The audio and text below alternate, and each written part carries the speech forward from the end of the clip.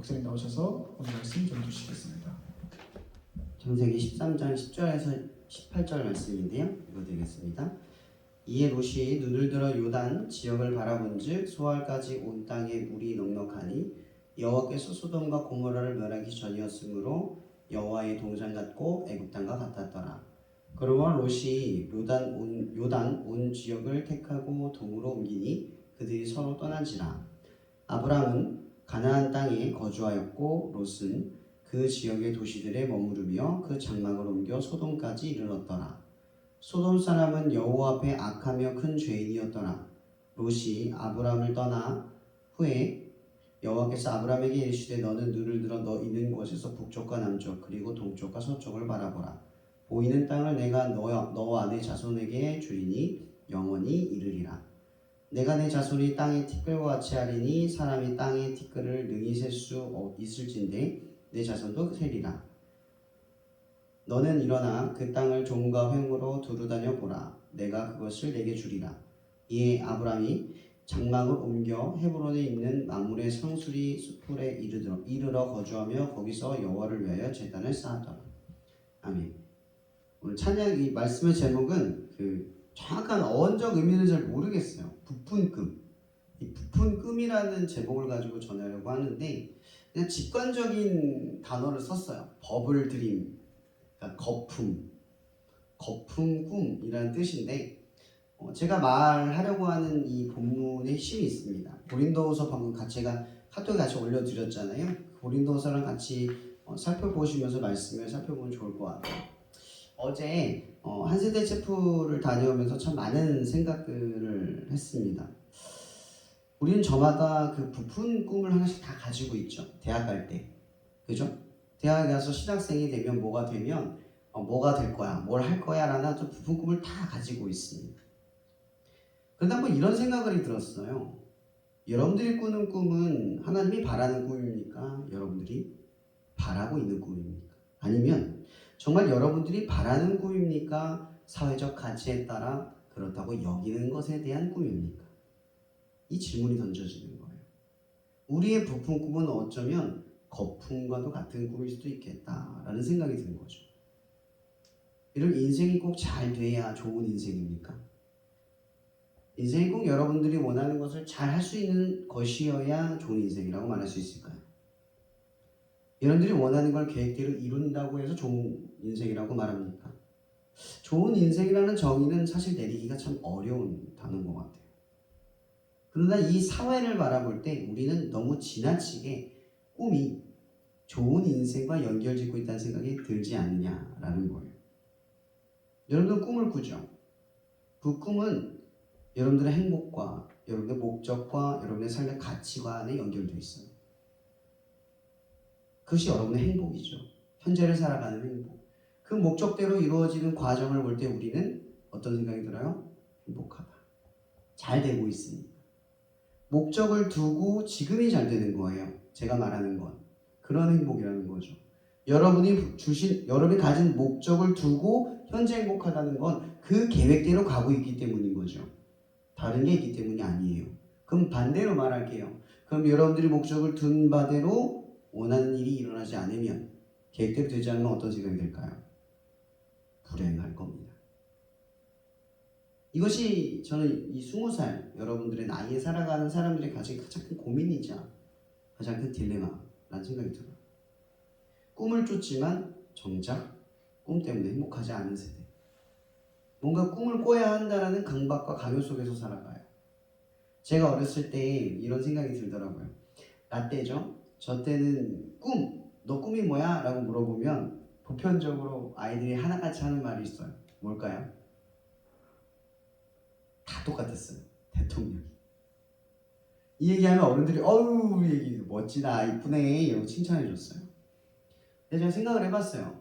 그때 제가 대통령이라는 꿈을 왜 꿨을까? 첫 번째는요. 사회적 가치에 따라 그것이 가장 힘이 세고 좋다고 여기기 때문이에요. 두 번째, 어른들이 인정해 주니까. 칭찬해 주니까요. 저는 그 꿈에 대해서 조금도 생각해 본 적이 없어요. 진지하게. 나의 재능이 거기에 연결되어 있는지, 내가 정말 그 일을 좋아하는지 하나도 생각해 본 적이 없어요.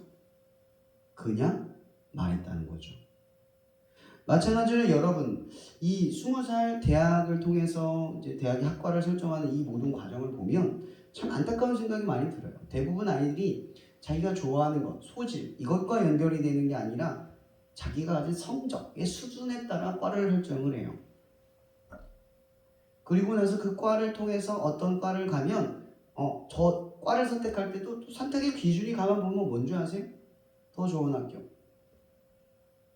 더 취업이 잘 되고 사람들이 좋다고 하는 거, 부모님이 괜찮다고 하는 거, 선생님들이 좋다고 여기는 쪽으로 기울어져요. 정작 그런 꿈을 꿔야 되는 우리는 그 꿈에 대해서 진지한 고민을 하지 않아요. 내가 이 일을 할 때 재밌고 좋고 하고 싶은지를 떠올리지 않는다는 거죠. 꿈을 꿔야 할 우리가 꿈에 대해서 소홀히 하고 있어요. 여러분, 제가 대통령이 되는 꿈도 저도 얘기했잖아요. 그 꿈이 왜 꺾였을까요? 여러분 어렸을 때 무슨 꿈 꿨어요? 수아도 알고 있죠. 경찰이 되겠다는 꿈이 있었고, 여러분 각자 다 꿈이 있었을 거예요. 어마어마한 대통령이 아니어도 큰 꿈을 다 꾸지 않았을 거예요. 번역가가 된다, 통역관이 된다, 외교관이 되겠다. 초등학교 때는 정말 거창한 꿈을 많이 꾸죠. 근데 초등학교 때 그 꿈을 꿀 수 있는 이유가 뭐예요? 현실에 맞닥뜨리지 않았거든요. 현실이 뭐예요? 그 일에 나의 소질과 자질이 턱없이 부족하다는 것. 그죠? 또 하나는 나는 그 일을 별로 즐거워하지 않는다는 것. 또 하나는 그 일은 재밌지 않다는 것. 이런 현실을 직면한다는 거죠. 다만 여러분들 소질 때문에 꿈이 꺾이는 게 아니에요. 우리는 이 꿈에 대하여 너무나 부푼 꿈을 갖고 있다는 거죠. 부풀어져 있어요. 그거 하면 행복하겠지. 남들처럼 하면 행복하겠지. 남들처럼 되면 행복하겠지. 우리는 그런 꿈을 꾸고 있다는 거죠. 그건 정작 우리에게 행복을 주지 않아요. 제가 어제 한 세대를 가서 주영이와 성진을 얘기를 하는데 정말 생각이 많아졌던 이야기가 있었어요. 여러분 학교에 에타 있죠. 에타에 보면 비밀글이 있대요. 들어가 보셨어요? 거기 가면 아이들의 수많은 고민들이 익명으로 적혀 있다고 합니다. 근데 그곳에 있는 답글을 보면 너무나 현실적이고 자포자기한 대답들로 수두룩하다고 들었어요. 근데 이게 한 세대만 그런 줄 알았더니 한 시대도 그러고 있고 학교마다 이런 일들이 지금 빈번하게 일어나는 모습을 봐요. 여러분 다들 대학 왜 가셨죠? 다 꿈 이루려고 간 거잖아요. 꿈 때문에 갔죠. 근데 꿈을 이루는 것이 행복하다고 여기는 여러분이 그 꿈을 통해서 간 학교 안에서 정작 여러분들이 느끼는 건 공허함과 허탈감이라는 거예요. 그럼 적어도 그런 꿈을 꾸지 않으셨잖아요. 그죠?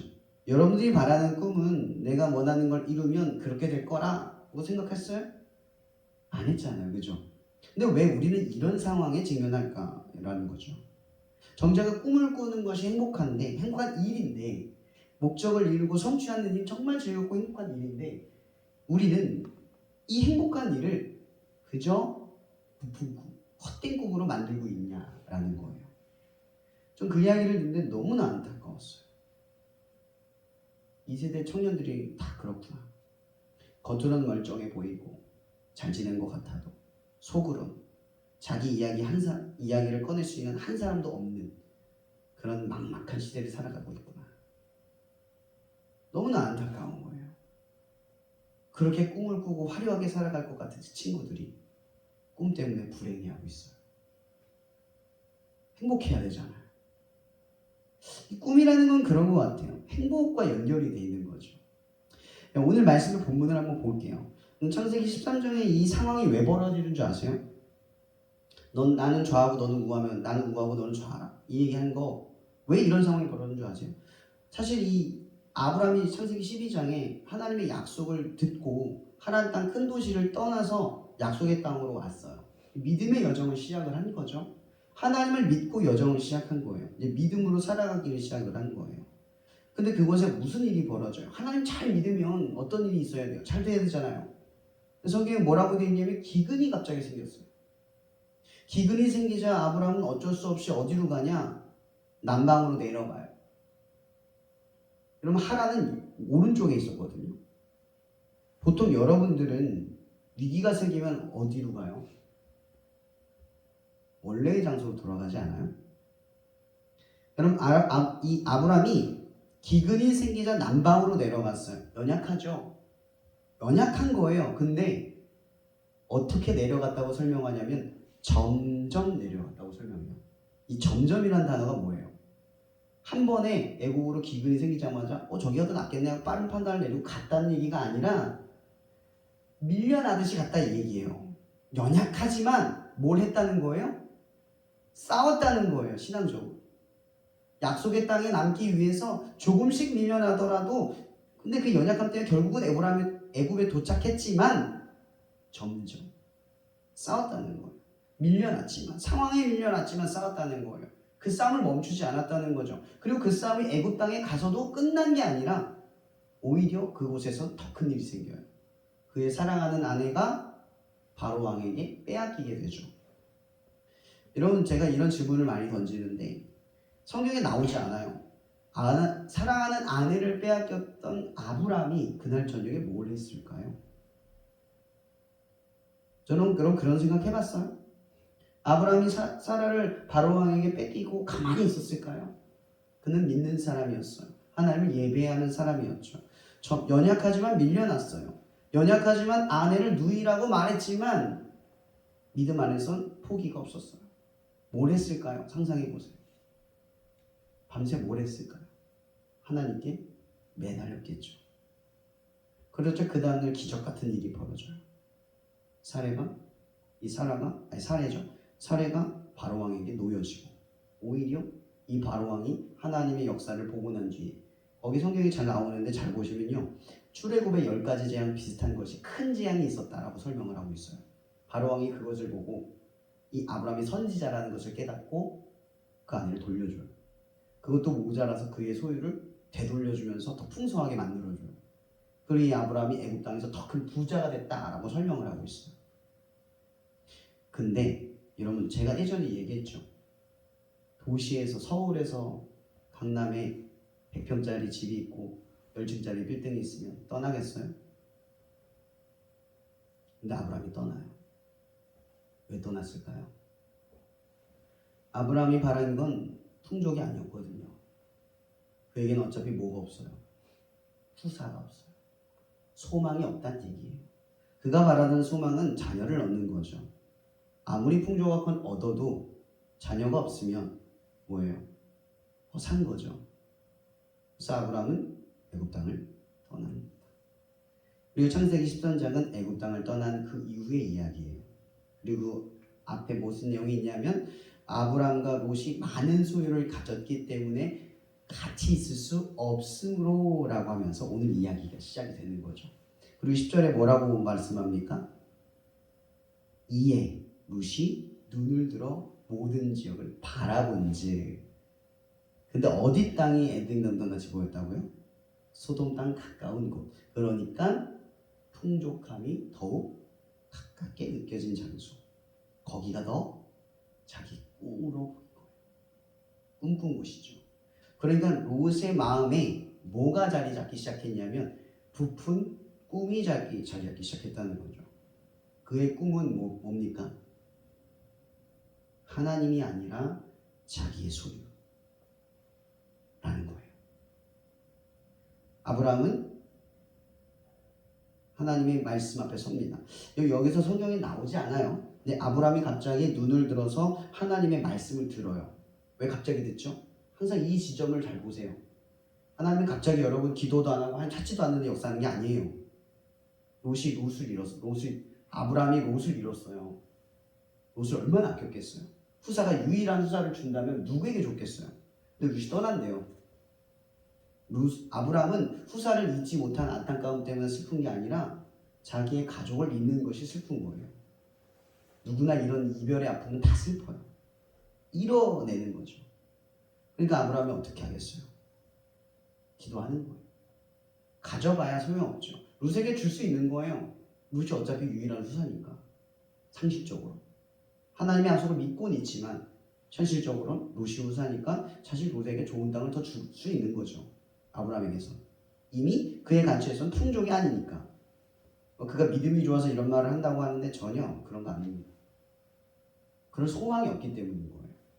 그러니까 너는 좌하고 네가 좌하면 내가 우하고 네가 우하면 내가 좌할게. 그래도 나은 거죠. 어차피 우리에게 줄 건데. 안 그러겠어요? 근데 하나님께서 그에게 나타난 거예요. 눈을 들어. 북쪽과 서쪽과 남쪽과 동쪽을 보라. 내가 다 너에게 이 땅을 줄 거다. 그리고 내가 너에게 자손을 셀 수 있을 만큼 주겠다. 라고 이야기해요. 여기에는 성취가 있는 게 아니라 여전히 뭐만 있어요? 약속만 있는 거예요. 여러분 아브라함에게도 부푼 꿈이 있었어요. 이게 꿈이죠. 이게 제일 바라는 거예요. 그죠? 아브라함은 약속을 통해서 믿음의 여정을 출발했어요. 그의 목적은 자녀를 얻는 것이었지만 자녀를 얻는 그 일에 하나님의 뜻 앞에 나아가는 일을 멈추지 않았다는 게 중요한 포인트예요. 룻은 하나님의 뜻과 상관없이 자기가 원하는 지점으로 간 거예요. 모든 것이 하나님으로부터 출발했지만 전혀 다른 결과로 나아가고 있는 거예요. 여러분 고린도후서 5장 14절 보면 이런 말이 있어요. 누구든지 그리스도 안에 있으면 새로운 피조물이라 이전 것은 지나갔으니 보라 새 것이 되었도다. 여러분 이것이 우리에게 새로운 모습이 되었다는 것을 이야기하는 것이 아니죠. 존재성. 그러니까 외형만이 아니라 우리의 내면이 전혀 다른 것이 되었다는 거예요. 하늘의 가치, 하늘의 꿈, 하나님의 것. 거기에 주안점을 두는 새로운 디폴트, 그러니까 초기값이 다시 태초의 지점으로 돌아갔다 이 얘기를 하는 거예요. 가장 중요한 인간으로서의 가장 큰 본질이자 중요한 것, 그것으로 회귀했다는 거죠. 이제는 세상의 가치에 따라. 여기서 바울은 더 이런 표현을 적나라하겠습니다. 뭐라고 이야기하냐면 그러므로 우리가 이제부터는 어떤 사람도 육신을 따라 알지 아니하노라 라고 이야기를 해요. 육신을 통해 알지 않노라. 육신을 통해 알지 않는다는 게 뭐예요? 세상적 가치를 가지고 뭔가를 알기를 바라거나 꿈꾸거나 소망하지 않는다는 거죠. 그걸 보기를 바라지 않는다는 거예요. 왜? 더 큰 근본은 이거예요. 그리스도의 사랑이 우리를 강권하기 때문이에요. 그 강권이 뭐예요? 한 사람이 모든 사람을 대신하여 죽었은즉 모든 사람이 죽은 것이라.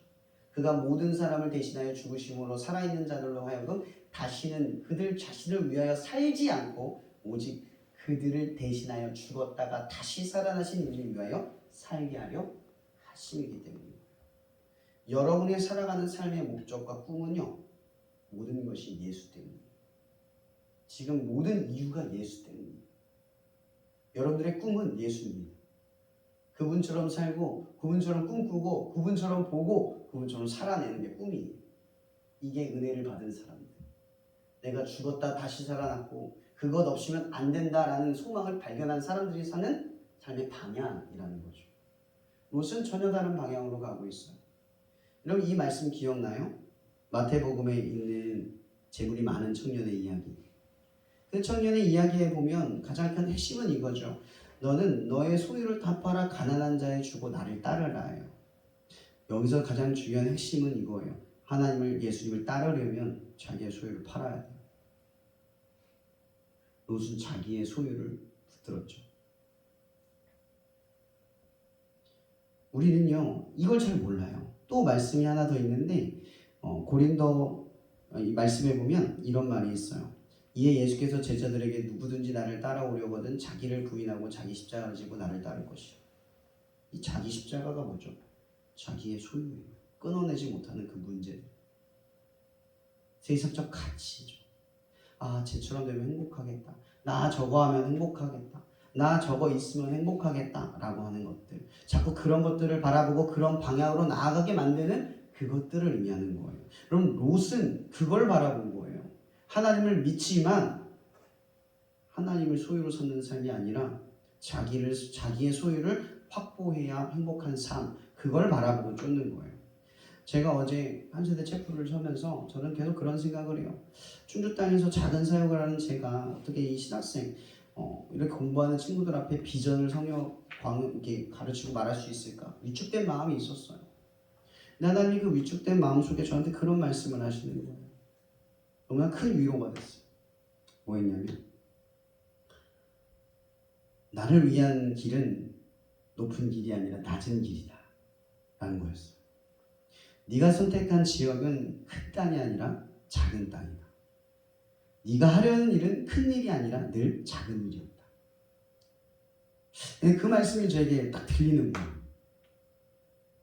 그러면서 채플의 강단에 서는데 하나님이 제 눈을 더 뿌옇게 흐리더니 앞에 보이지 않게 하시는 거예요. 그래서 설교를 하는데 너무 담대하게 말씀을 전했어요. 너무 뿌듯하고 행복했어요. 제가 전하려는 게 그 신학생들에게 크고 대단한 것을 이루기 위해 역사하십시오. 그런 얘기가 아니었어요. 여러분들의 복음을 이루어 가십시오. 여러분의 것을 만들어 가십시오.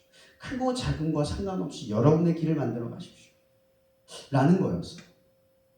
저는 이 채플이 끝나면 그 다음 주에 이제 공장을 가잖아요. 뭔가 겉으로 보면 화려해 보이는 그 친구들이 보기에 채플 앞에서 설교하는 그 모습은 그들이 꿈꾸는 제 모습일지 몰라요.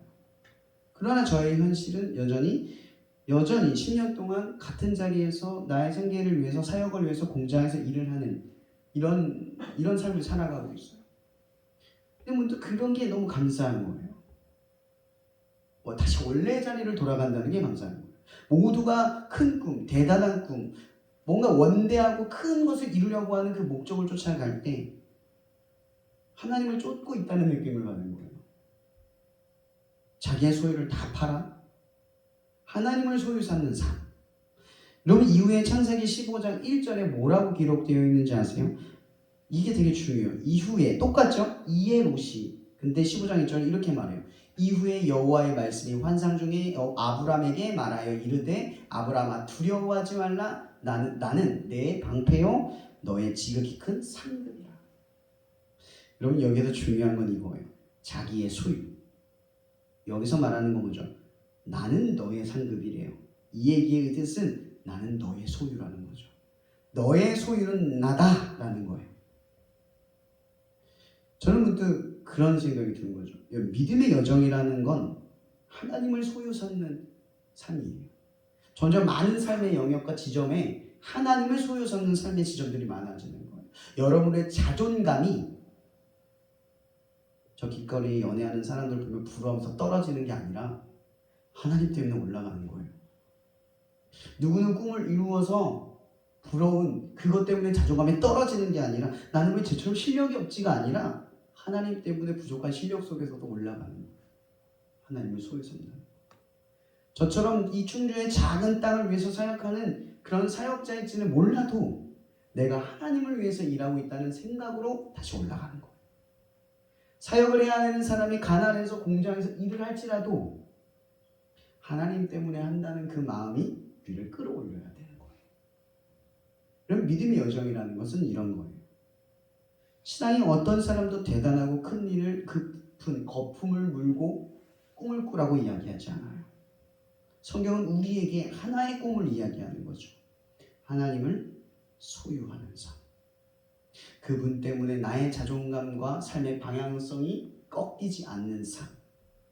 영원히 변하지 않는 이 진리로 인해 세상에 억압받는 현실 앞에서 자유로울 수 있는 삶. 그걸 이루어내라는 거예요. 여러분 신앙은 현실이에요. 그냥 믿음으로 끝내는 일이 아니에요. 나 예수 믿었으니까 그렇게 살 거야. 거기가 아닌 거죠. 여러분 가만히 생각해 보세요. 출애굽한 이스라엘을 떠올려 보세요. 그들이 이집트 땅을 나왔을 때 그들을 성경은 뭐라고 이야기합니까? 히브리 족속이라고 이야기합니다. 히브리의 뜻은 잡족이라는 뜻입니다. 그러니까 아무것도 아닌 무리라는 뜻입니다. 그들이 나올 땐 히브리 민족이었어요. 근데 그들이 6월절의 역사를 통해서 그 땅을 나왔을 땐 믿음으로 출발한 거죠. 하나님이다. 그리고 시내산에 도착해서 십계명을 통해 그들은 하나의 민족이 됩니다. 그 이름은 이스라엘. 그들이 이스라엘이 되자마자 시작된 일은 광야였어요. 여러분 광야의 여정은 무엇을 상징합니까? 고난을 상징하는 게 아닙니다. 하나님이 나와 함께하는 것을 믿는 시간. 여러분 이스라엘은 그 여정을 통해서 끊임없이 반복합니다. 애굽으로 돌아갈 걸. 애굽이 더 좋았다. 그런 말과 상처 속에서 하나님은 그들을 이끌어가며 그들을 계속해서 이스라엘이 되도록 만들어 가셨다라는 겁니다. 여러분, 우리는 세상의 가치에 롯처럼 흔들릴 수 있고 아브람처럼 애굽에 떠밀려 갈 수 있습니다. 그러나 믿음의 여정은 아브라함이 어려움에 직면할 때 설명하지 않는 그 순간에 하나님께 매달려 하나님을 경험하는 일이 있다는 겁니다. 여러분의 자존감은 살아계신 하나님을 경험할 때 올라갑니다. 여러분의 상황이 여러분이 꾸는 꿈 때문에 여러분의 삶을 잃어버리지 마십시오. 그런 꿈이 여러분에게 실패감을 주어도 여러분은 실패한 인생이 아닙니다. 우리의 꿈은 인생의 목적지가 아닙니다. 여러분들이 꾸는 꿈은 인생의 가장 중요한 핵심도 아닙니다. 꿈은 그저 인생의 하나의 지점일 뿐입니다. 기억하십시오. 그리고 꿈을 꾸십시오. 부푼 꿈이 아니라, 거품으로 치장된 꿈이 아니라 진짜 꿈을 꾸시길 바랍니다. 그리고 끝으로 이 말씀을 던지고 싶습니다. 여러분들은 새로워졌습니다. 그러니 더 이상 육신에 따라 나아가지 않는 생각을 가지십시오. 그런 생각을 품으려고 애쓰십시오. 그러한 방향이 얼마나 헛되고 그릇된지를 생각하십시오. 그리고 난방으로 떠밀려 가더라도 포기하지 않고 지켜내십시오. 믿음의 여정은 그렇게 조금씩 여러분의 삶에 하나님을 소유 삼을 수 있도록 역사하실 것입니다. 하나님을 여러분의 소유로 삼는 그런 인생이 되길, 그런 삶이 되길 축복하며 말씀 마치겠습니다. 사랑해 주님 감사합니다. 이 시간 우리는 기도합니다. 아브라함이 그 절박의 상황 속에서 하나님을 찾을 수 있었듯이 점점 남방으로 떠밀려가 그 죄악 속에서 자기도 해결할 수 없는 바로왕의 그런 안타까운 상황 속에 놓였듯이, 그리고 그런 상황 속에서 응답하시는 하나님을, 그런 상황 속에서 붙들었더니 그 손을 붙잡아 주시는 하나님을 경험한 아브라함이 우리가 되기를 원합니다. 주님, 우리는 그렇게 점점 롯처럼 자기의 소유를 하나님보다 더 큰 것으로 여기는 삶이 아니라 하나님을 소유 삼아 나의 것을 팔아 자기 십자가를 지고 주님을 위해 나아갈 수 있는 우리가 되게 도와주시옵소서. 또한 여기는 우리가 꿈 때문에 좌절하거나 무너지거나 그것 때문에 우리의 삶을 평가하거나 평가받거나 그렇게 거품을 가진 거품 같은 그 꿈을 우리의 삶의 중심에 두지 않게 하여 주시옵소서. 또한 이것을 안 우리가 이제는 저 학교에 가서 그 비밀글을 올리며 위로가 필요하고 이 비전과 복음이 필요한 청년들에게 이 친구들이 빛과 소금이 되도록, 이 소망을 전할 수 있도록, 이 믿음의 여정을 완수하고 자기의 복음을 전할 수 있도록 함께하여 주시옵소서. 모든 것에 감사하며 살아계신 예수 그리스도 이름으로 기도합니다.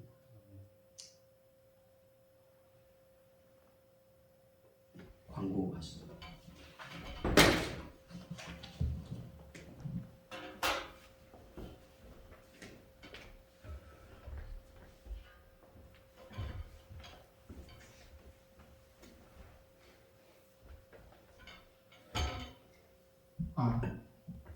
큰 광고는 없고요. 이제 학기 다들 마무리, 기말고사 기간인데 화이팅해서 마무리 잘 하시고, 그 아이들 이번에 스쿨처치 친구들이랑 그 예배를 저번 주에 잘 드렸고요. 저희가 이제 그 회의는 매달 첫 번째 주랑 세 번째 주에 동일하게 있을 예정이니까 수역해 주시고 저녁에 아이들이랑 같이 또 회의 참석해 주시면 감사할 것 같고요. 네. 그리고 저희 친구팀에서 얘기한 거는 다음 달 12월 달에 이제 저희 총 결산을 한번 해야 될 것 같아요. 다 같이 모여서. 그래서 그거는 이제 팀원분들이 종강하고서 참여하실 수 있으면 좀 다 같이 참여하시면 좋을 것 같아서 12월 달이 근데 저희가 크리스마스도 그렇고 이제 31일이 다 토요일 날 겹쳐 있어가지고 그 크리스마스 전주에 하거나 1월 달에 해야 될 것 같아서 이것도 한번 저희가 조정을 해보고 말씀을 드리도록 하겠습니다. 우선은 빨리 축도로 그러면 맡아주시겠습니다.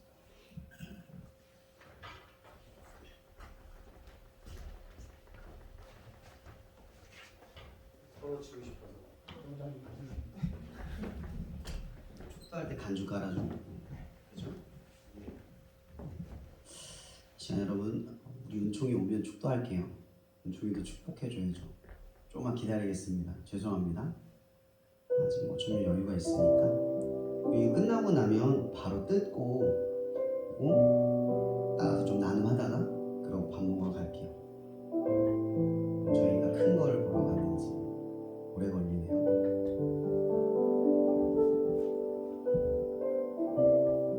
신발은 갑자기 못 보셨어요.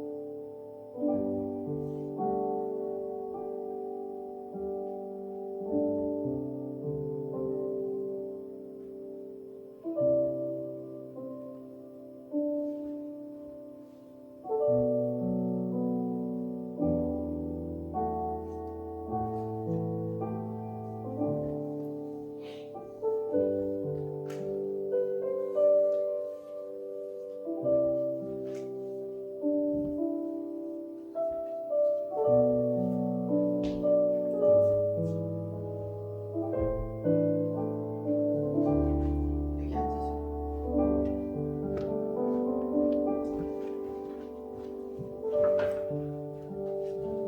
축도해 드리도록 하겠습니다.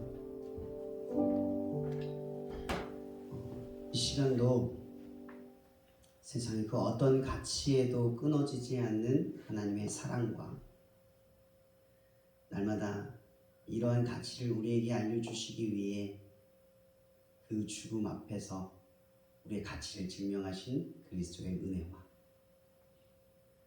이를 통하여 예수의 꿈을 우리 가운데 새기셔서 거품처럼 사라지는 꿈이 아니라 변하지 않는 꿈 속에서 우리의 목적과 가치관을 잃어버리지 않고 태초에 거룩하고 깨끗한 존재로 우리를 이끌어 가실 성령의 교통 역사하심, 날마다 세상에 시선을 두며 마음을 잃어가는 마음의 고통을 갖는 연약한 우리들의 삶 가운데 또한 우리의 믿음의 여정을 통해서 빛과 소금으로 누군가에게 희망을 전할 그때의 우리들에게 예수 그리스도 이름으로 축원하며 기도하옵나이다.